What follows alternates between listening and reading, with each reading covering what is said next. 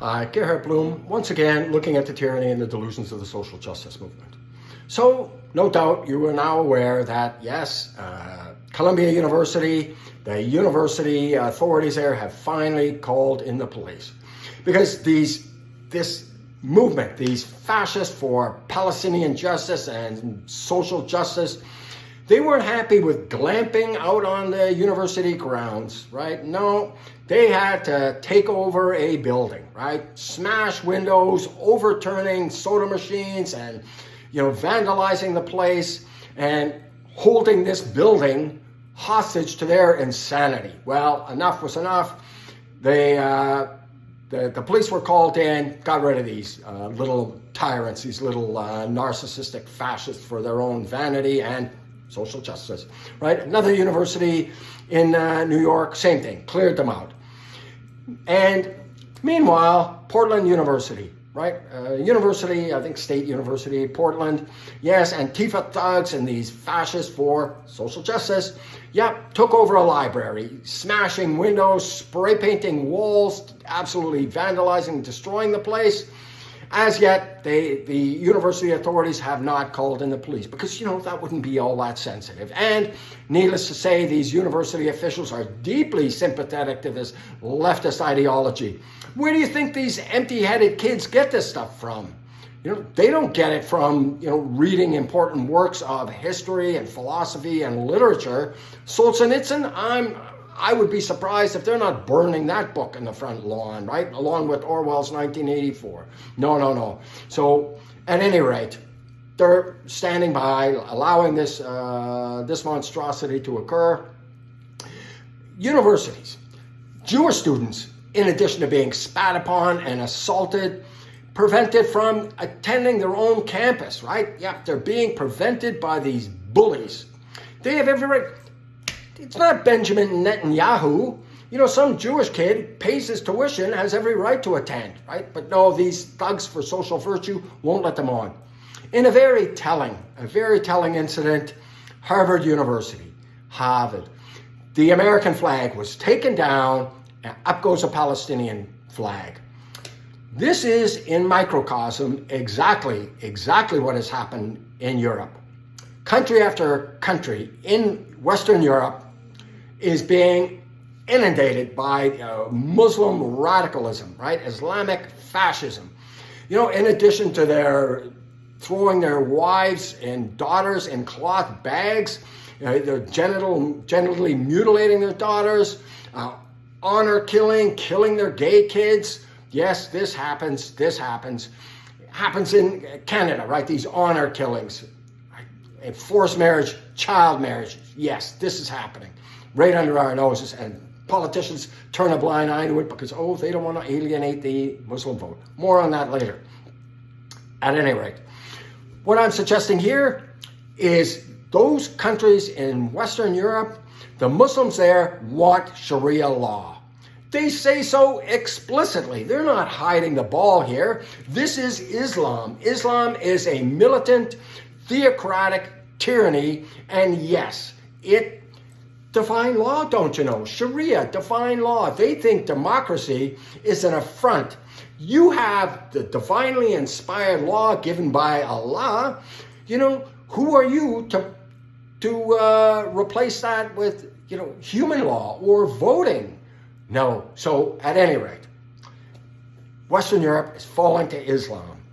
The Strange Death of Europe, Douglas Murray's book, I quote him quite extensively in my book, had talked about this quite a number of years ago. In addition to the rape crisis and all of these horrors, Islamic horrors, and there are also, of course, those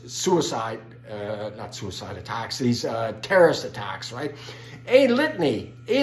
I could go on for a couple of hours detailing more, probably a day or more, outlining the number of Muslim-inspired Islamic terrorist attacks in Western Europe. And we've had terrorist attacks in Canada and the United States.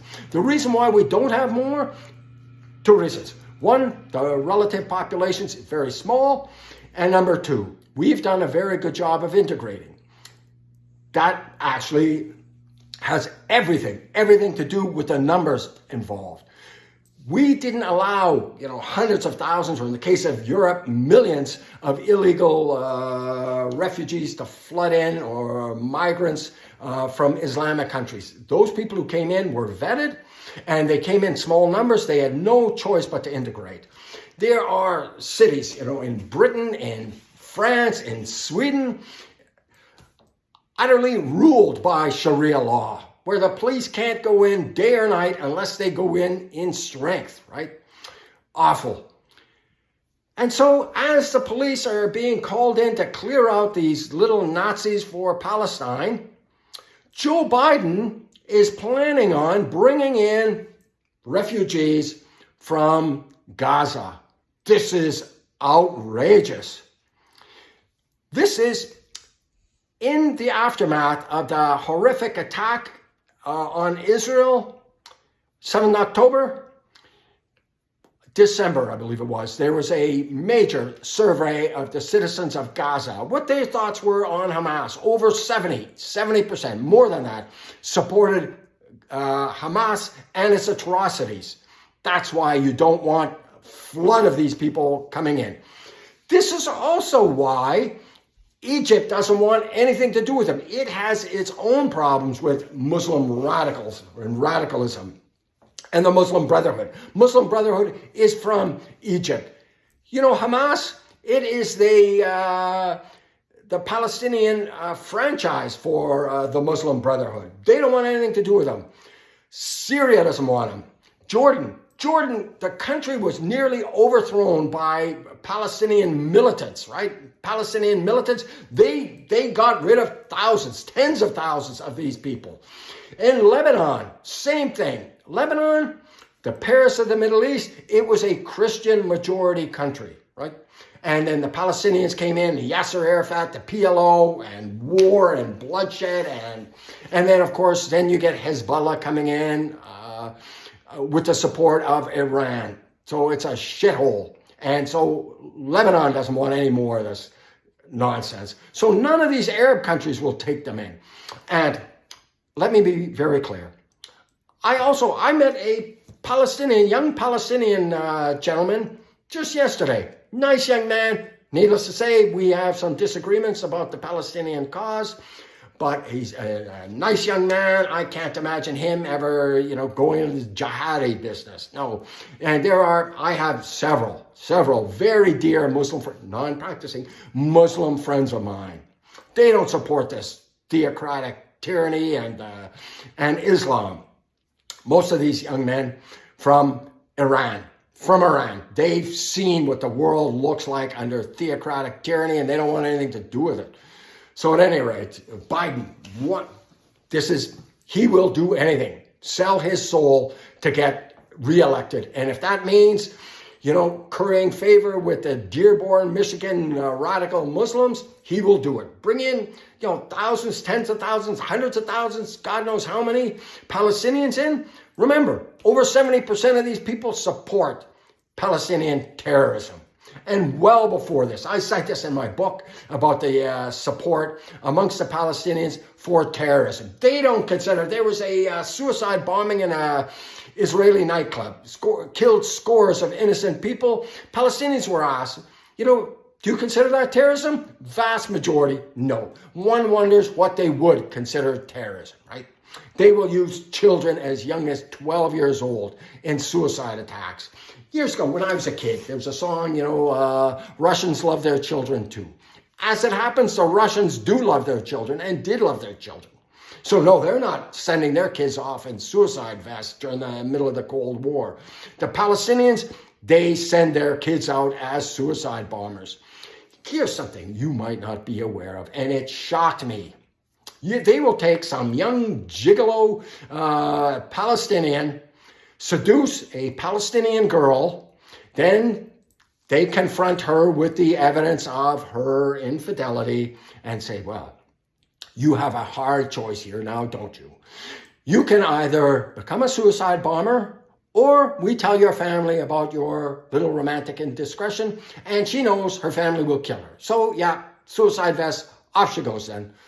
This is the level of barbarism that these people will stoop to. And I said, more than 70%, not 100%. There are decent Palestinians, and I recognize that, yes, they live in their lives in refugee camps because the Arab states won't take them in, so look at them.